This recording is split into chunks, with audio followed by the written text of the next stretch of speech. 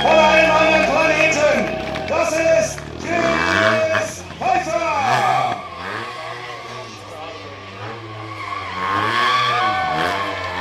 Und immer schön stehen bleiben. Da passiert nichts. Millimeter genau hat er das im Griff.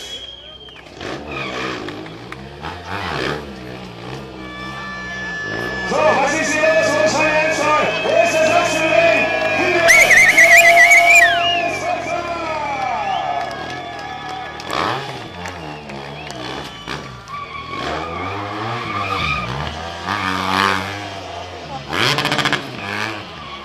Ich weiß nicht, ob er weiß, dass die Autos, die hier rumstehen, nicht vollkaskoversichert sind. Aber das ist Millimeterarbeit. Das gibt's nur hier. So, wo ist Rotschein Ernstfall? Wo ist der Sachsenring? Das ist hier gar nicht Show. Also, macht mal ein bisschen mit hier. Chris Pfeiffer!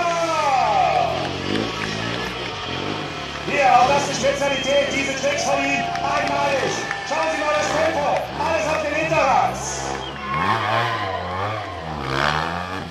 Und bitte nicht nachmachen, wenn Sie nachher nach Hause fahren. Chris Pfeiffer!